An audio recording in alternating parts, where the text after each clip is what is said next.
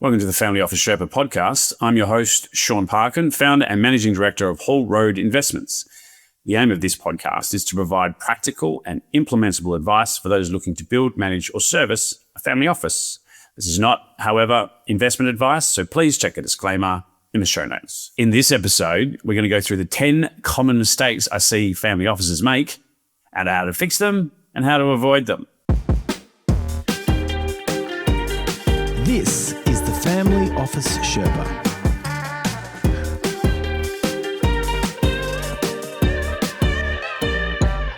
So what am I talking about here? There's common mistakes that I see single family offices make, which are both avoidable and, to be honest, fixable. But they take time and they take effort and they take pre-planning. So what I thought this episode would be good for is if you're looking at starting a family office, this could circumvent not an insignificant amount of pain and suffering. Or if you have a family office and you're just curious around what a review looks like and where potentially we can assist with improving the office, then this is for you. So I'm going to go through 10 that I see. These are not the definitive list. These are just ones that, to be honest, I see more than once and, like I said, can be fixed or avoided. All right, the first one, and I see this a lot, and obviously this is where I sit within the family office structure, which is governance versus portfolio management, or the conflation or the confusion between the two. So too often what I see is offices blur the lines between investment governance and portfolio management. Investment policy statements or investment governance, or the IPS, let's call it that, set the rules for the game. Portfolio management is about playing that game, right? So some examples that I say are decisions on investments are done at the investment committee level, not by the investment manager, which basically means, so if you understand what the governance point is, or the purpose of the investment committee, which is to make sure the rules of the game are being followed and that, and the rules are set by the family, set by the process. So we're not trying to be overly officious here.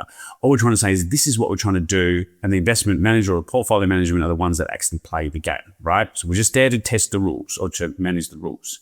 So when that breaks down, so when the rule makers are making the investment decisions or can you imagine a ref or someone like that trying to get into the game? That's what, without belaboring the metaphor too much, that's what we see. And also what the other point is I see is the investment committee is either not taking on or going against the advice of the investment manager. So ultimately what we're doing is we're trying to entrust this investment management process or portfolio management process. And look, to be honest, people that sit on the investment committee also can sit within the portfolio management, but there has to be a clear delineation between what their responsibilities are in different times. So we're entrusting the investment manager, the appropriate person or firm, to do the investment managers. What the investment committee is doing is gauging their ability to manage the portfolio to that mandate. We don't want them to have to keep asking permission for every decision that they're looking to make. You've got to give them the mandate and let them manage to it, and then we determine the efficacy of it. So how do we fix it if this is breaking down? You can engage an independent party or someone that's not part of the executive, not part of the family, not part of the supplier, so not part of the wealth manager or whoever the investment manager is. Whole Road is a good example. And what I do is I do write a lot of investment policies or review them, so it's independent of those points, but also makes it really clear around the decision tree and how that's managed. How to avoid it is when you start the office, really make separate governance processes. Get your map out, build a mud map of this is where the decision tree lies. And I've done that recently, right, which is to create a really specific decision tree. Now, this is not a wealth manager, asset manager, when this is a family office. So you've got to be comfortable with the way it works, but you just need to be clear around who's responsible for setting the rules and who's responsible for playing the game. Okay. So next one, number 2, along that sort of similar lines of investment policy, is when the investment policy and the portfolio don't match. They might not match from a constituent point of view, or when we talk about asset classes, or the way that we use, like the investment philosophy. Like if you have an investment philosophy and it doesn't match the investment policy at all, I mean, the portfolio doesn't match the investment philosophy at all, that's not good. So it's one thing to have the IPS, it's another thing to actually match what's in your portfolio. And a mismatch creates confusion. It creates confusion for the investment manager. It creates confusion for those that are tasked with managing the governance of it. It's not a good example. Some of the examples I see, right? Opportunities that we take or we invest in opportunities that significantly divert from the agreed asset allocation. We've got this amazing deal. It's come to our desk and it ticks so many boxes in terms of what we're looking to do from a total return perspective, but it would throw our portfolio completely out of whack in terms of maybe an overweight to an asset class or a counterparty that doesn't match or something like that. And this happens a lot in direct deals, or if we're looking to build up or we're looking to take on another company, another operating business or something like that.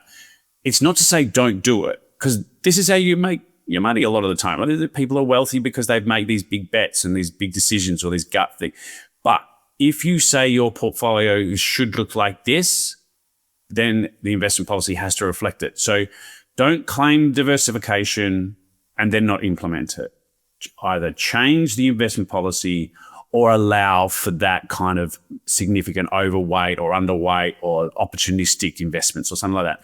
Just be very clear around it. And you see that all the time. And this is where I help, right? Which is to say, we're not trying to do an institutional style asset allocation here. What we're trying to do is create a match between our stated investment philosophy and portfolio strategy and what the portfolio looks like. And if they don't, one of them needs to change.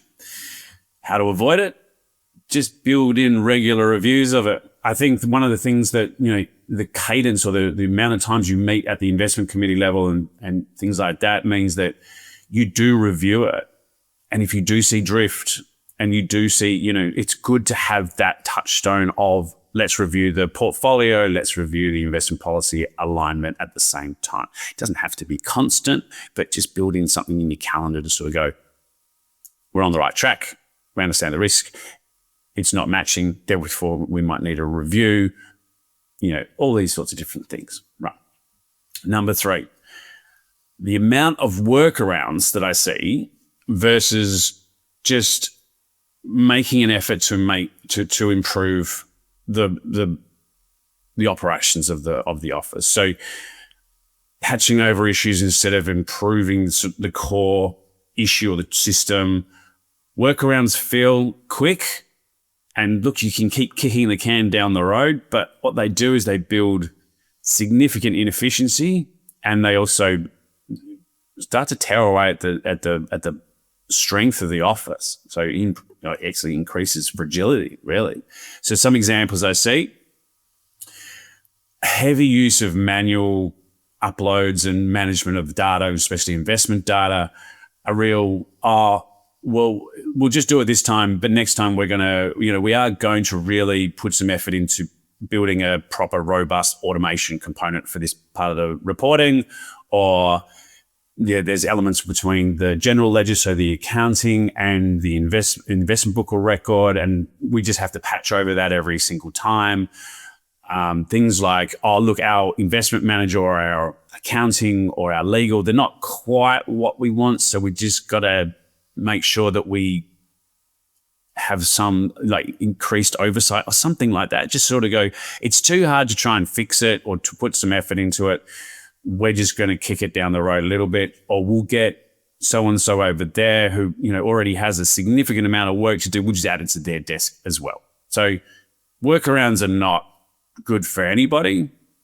It makes other people's jobs harder. So I would say one of the things that I would say we do at Hall Road that's significant value add from day dot is where's the gaps? Where can we fix some of these workarounds? And because that's my only job, that's what I do. So I take on that capacity. So if you've got capacity constraint, which everyone kind of does, then you go, well, who's going to do this? Then firms like Hall Road, this is what we do. So we take on that capacity challenge. how to avoid it is adopt a kind of a fix it once mindset. So when you start the office, think about, well, what's the office going to look like in 2, 3, 5, 10 years time? And are we building structure or scaffolding that will be able to be useful and also interoperable and mobile enough that we can improve it over time as well? So that's, workarounds. You see it a lot. Number 4, price over value. Looking at that cost over the actual total return or total value that you're getting from all sorts of different components here. We're talking tax, investment management, governance structures, legal, operations and technology, where real sophistication is needed, and then choosing not to invest a certain amount of time and money into getting the most appropriate and potentially most sophisticated option, and just going, well, we're going to use this one because it's cheaper. And we don't have that conversation around cost with the principal or the CEO or whatever it ends up looking like. And then you end up getting a subpar result that can cost significantly more in the future. I mean, I'm not telling people something they don't know, because we're all adults here. We know that to a certain degree, you pay for what you get.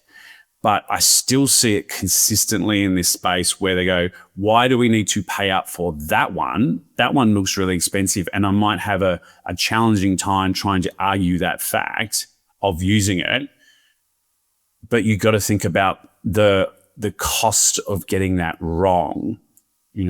Setting up complex trust structures, legal structures, operations and technology, getting the right investment manager, getting the right staff, all these sorts of things are so important. What's an example?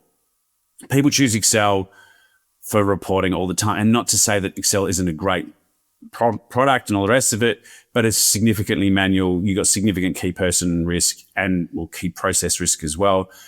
But don't think it's free, because it's not. Because at some point you will pay for it. You'll pay for it in time. You'll pay for it in risk. You'll pay for it in all sorts of different ways. Also, what we see is things like, well, let's use our advisors platform, and because it comes within the basis point cost, with no thought to, well, should we, if we have more than one advisor, if we have more than multiple custodians and things like that, we'll end up having a significant amount of constituents that we need to manage, and we might be vendor locked into their platform too. So you got to think about that. Is it mobile? Can we customize it? Not just, well, it already fits in the basis points we're already paying, so let's just do that. I'm not saying don't use your advisor's platform, because some of them are excellent, and I would say that that's a really good outsourcing method, but just have a thought to, are we doing this because it's cheap or free? Well, not free, nothing's free. Complimentary. Or are we thinking about it from the case of, well, we should put some effort into finding out if it's worth paying up in this space. The other thing you see is not using specialists. So specialists charge for their career capital. You might look at it and go, well, that didn't take them very long, or that looked like it was quite easy for them. Why are we paying this sometimes quite significant fee? Because you're paying for 30, 40 years or whatever it ends up being of experience, of career capital. And you can't just acquire that, and you need to be able to be compensated for that. So the option there is to use someone less expensive, and they'll take potentially twice as long without seeing, one of the things about career capital is you've seen the way that things have gone wrong, and that's sometimes even more valuable. So how to circumvent that or avoid that is sometimes the biggest positive or the biggest value add there. So getting someone that might do the job, it might take a little bit, it will not only usually take longer, and usually it will require fixing at some point because they haven't seen an unexpected downstream impact of something. So price over value, and fixing that is around sort of making sure that you speak to the right people that have done it before, that have gone through this process, and figuring out what should you really pay up for, and do it. How to avoid it? Evaluate providers really well. When you start in the office, do your RFPs, do your due diligence, really put the effort in, talk to other people, and really you do, like anything, you do tend to get what you pay for in this space. Don't, base it on capability and track record, and also fit, making sure that it's appropriate. So the flip side of this is you do see people overpaying for highly complex, as an example, reporting structures or something like that, and paying hundreds of thousands of dollars there, where they don't need it, or they're not looking for that output. They might need that output down the track, but for what they need, there's sometimes some really elegant, simple, more cost-effective ways of doing it. Again, it goes back to the whole getting people to understand, talking to people and getting the right advisors that know what they're talking about and can fit it to the office. Number 5, such an important one, cybersecurity only after the fact. That's the mistake. Too many officers think about cybersecurity only after they've had an incident, and by them, the damage is already done. Gosh, there's so many examples. Things like no extra security on devices, all that seems to be happening quite a lot. Entry points for bad actors in terms of, fraud or, theft and things like that tend to come from, from feedback from some, which is just an inability for people to sort of think that they are, potential targets. And, this is if you think about family offices, it would make a lot of sense, right? So just be hyper vigilant on that. So get a specialist firm manage the IT. Don't try and do it yourself. Do proper onboarding for new hires and get their security system in place, and passwords and data management and all this sort of stuff. Go to the specialists and get people to do a proper diagnostic of your office. A fix for this is to, like I said, get the trusted specialists in. If you've had an incident, then really that is obviously a really good inflection point for you. But I would say, to avoid that, treat cybersecurity as part of your governance and not an afterthought. It's so essential. This is as essential as your investments, as essential as your tax and legal structure. It should all be in this, what's your checklist look like? And it's definitely one of those. Okay. Number 6, when family officers or principals or, trusted advisors keep everything in their heads, when knowledge lives in someone's head instead of a documented process or system, you really expose yourself to one of the major issues with family offices, which is key person risk. Some examples, people make their money from being very, very good at deal process, making sure that they understand how, their counterparty, are they trusted? Does this deal look, what's my criteria? And a lot of the time that criteria and all those sorts of amazing details sit inside someone's head. So you've got to get it out and put it down so other people can understand the way that it's done. Important documentation is often, it's over there somewhere, I keep it there, or I know where it is, or it's in my email inbox, things like that. Just getting document management in place can be a really big thing. What's the expected performance? And sometimes, and you do see this, and sometimes this is actually really effective, which is in my head, it should be this return, money on invested capital, or whatever it ends up being, or 10x or whatever. If you're in stocks, there's got to be a 20 bagger or whatever it ends up being. But you've got to articulate that, because you're not going to be around forever. And there is that, that issue, that challenge of next generation coming in too, right? They want to know how these things were done, and would be a wonderful learning experience and a really good engagement tool. So all these things, get it out of your head, get it written down, get someone to scribe it for you. I don't know. But, the fix is that get some you don't want to make these terms, but frameworks or some sort of process. So vital knowledge is captured and shared, not get the new order. Okay. So what to avoid when you're building your office is to get it established at the beginning.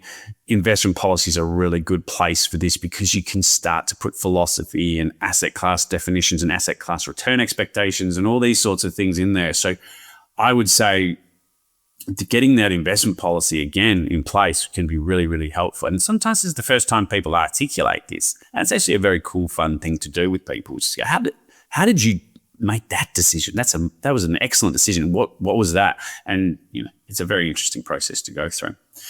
Number 7, staffing, really. Filling seats or filling them with the wrong people over finding the right cultural or personality fit. So hiring quickly, what we used to call getting a bum on a seat might solve a short-term problem, but it can create significant long-term cultural issues. Some examples I do see is that, hiring an executive that has an exceptionally good resume, but is not aware or doesn't appreciate this is family office, right? And they will be answering potentially to one person who can change their mind as they see fit. And that happens, and you have to be comfortable with that. And if you push up against that all the time, or you're not good at articulating things to people that might not be as interested in what you do, then that's going to be a real challenge, and that creates some conflict. Another one is these investment hires that are not used to managing family office portfolios. They could have potentially 80% in one asset class, or a principal that doesn't want to hear about your great new deep research and DCF model or whatever it ends up being, and is more interested in doing property deals or buying other assets that don't make any investment sense to you. You have to be dealing with that. And also you've got to be really good with small teams, and a lot of the time very little support. And you got to wear a lot of hats and all these sorts of things. Everyone, there's been podcasts on staffing, and there's some great sort of research around it. But family office is not big corporate. If you're coming from investment banking or asset management or something like that from a very process driven and, or you come from a position where what you said everyone did and listened to you and didn't question you or didn't ignore you, you got to be comfortable with it.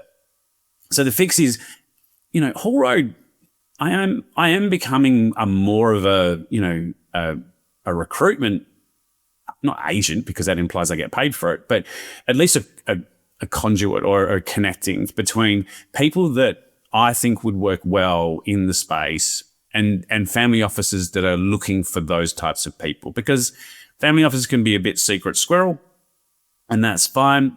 But one of the challenges with being that secretive and that anonymous is that people don't know who you are, especially when you're recruiting. So that's where I can be of assistance and have been in the past. What to avoid? I think just what you should avoid is, from the family office side, being really just taking it on face value from a CV perspective, or they've done this job somewhere else, they should be great at it for us. I think the people I've seen do this most effectively are those that take on the time to have multiple interviews with multiple people that can determine red flags on the personality side. And it's not to say red flags like there's an issue with them. It's just, does this match up with the way that we want to work in the office?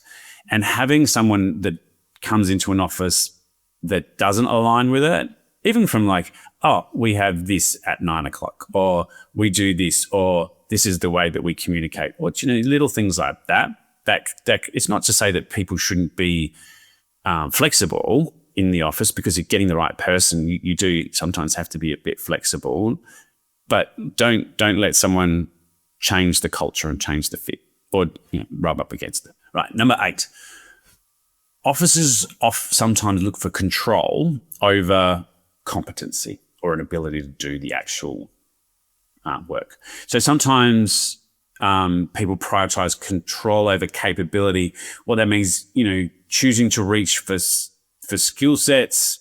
When I say reach, as in we don't have them. So, and that's fine as long as there is a process of upskilling. Like we're going to do direct deals or venture or whatever it ends up being.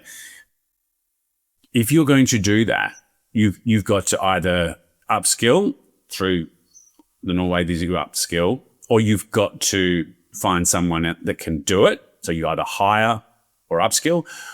But what if you don't do that? If you start to reach and you start to go into asset classes or investments or whatever it ends up being without any skill set, that can be really stressful and very risky. So I don't know about you, but I find happiness comes from doing things that I'm good at. That's a big source of happiness for me, and being able to be competent. If you force people within your office, or you say to people, no, you can do that as well. We're not going to outsource it because we want to control it. We don't want anyone else knowing our stuff. That can be really, really challenging, and puts risk into portfolios that can be potentially felt from generations, right? So I would say just be cognizant of that. I'm all for upskilling. I'm all for improving people's skill sets and education and stuff like that, especially next generation. But really put some thought and process into, if we be self-aware enough to recognize that you don't have the skills and then upskill or hire for it, or outsource it and take the IP transfer. Get a really, really good version of it and say, well, we're going to learn from this group and this is going to be amazing. So examples, like I said, taking on complex investment management without hiring or outsourcing for the skill set, taking on things like legal and tax, and like I said, cyber and data management without the right, tools and just knowledge around sort of what the risks are, how do we mitigate them, stuff like that. So the fix for that is to decide what you're good at and do that. Everything else needs to be gauged on ability to upskill with the proper resourcing. What's left over should be outsourced. And not say it's going to be outsourced forever, but outsourced, and so you can get that IP transfer. For what to avoid. So when you start in the office, focus on the outcomes. What are we trying to do here? And if what we're trying to do is educate next generation or internal staff or principals, something like that, then upskill and things like that. But just be really, really aware of what you're trying to do. Just don't come from the point of view of no one's knowing our business and we're going to do everything internally, and we're not going to take into consideration the risk of doing that. All right. 2 more left. Number 9. Number 9 is not seeing the family office as a business. Your family office is a business. It's you. It's supposed to be a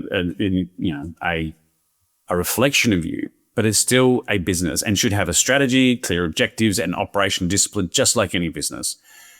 The way that from the investment perspective, sometimes the way I frame it is think of it as a multi-asset class fund manager. And the only difference is it's one client, one set of goals and risk parameters, and one investment policy, right? So that's the way you probably look at it. So some examples of where I see this is not having clear idea on budget and total costs, not staffing or outsourcing for, appropriate skill sets and effectiveness.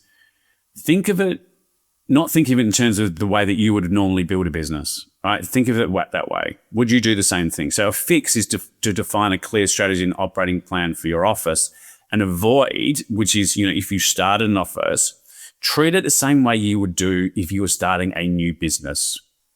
Right? Have a clear, defined outcome that you're looking for here. Instead of selling widgets, we're looking at what return, we're looking at the constituents, what the purpose is, intergenerational, whatever that looks like. Just have the same rigor that you would with a commercial business. A lot of family office people have had liquidity events or have seen liquidity events, that have run businesses. So, just treat it the same way. It's a really good way of looking at it. Okay, and number 10, last one. People make the mistake to think that they're the only ones that have faced these challenges of running a single family office. Many, like I said, people start family offices for different reasons. But what sometimes happens is they create not an echo chamber every time, but it's isolation, thinking that their challenges are unique. We can't talk to people about this because this is really specific to us. I've got a harsh truth for you. You're not that unique. You're unique in that you're you and the family office is representing you, but all those things, so those components, the curation of that operations, tech, family dynamics, all these sort of things, a lot of people have the same issues. So they have them, potentially don't talk about them. So like I said, don't create this echo chamber, this vicious circle of we don't know. So some examples that I see, family dynamics in particular, intergenerational, with siblings, stuff like that, all these sorts of things that a normal family goes through. But because there is a larger mechanism in the family office behind them, these things need to be sorted out. And they need to be, when I say need to be sorted out, you need to be aware of them. There needs to be an allowance for the fact that there is challenges there and other people go through it. There's great specialists that sit within that space because of it. Operations and technology is another big one. The amount of times I've heard someone say, we tried to deal with this for 4 years. And I said, well, that family did exactly the same thing and they had exactly the same challenge and they look exactly like you. You could have talked to them and got to where you are 4 years ago.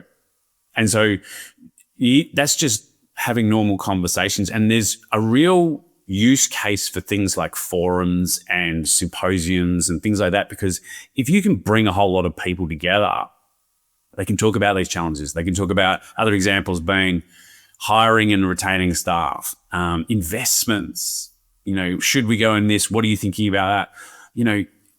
There's all these sorts of things. So one of the fixes, Hall Road, one of the things that I've done recently is teamed up with a gentleman called Mark O'Malley and established the Family Office Scaffolding Forum, which we held in May here in Perth at Freshwater Yacht Club. And it was lovely because it's about scaffolding. It's about those things that are not investment led. It's about all, like I've said before, the support structures that go around it. And it was great to get in front of everybody and have every other family office talk to each other, because they found, like with most things, they've all got similar challenges, right?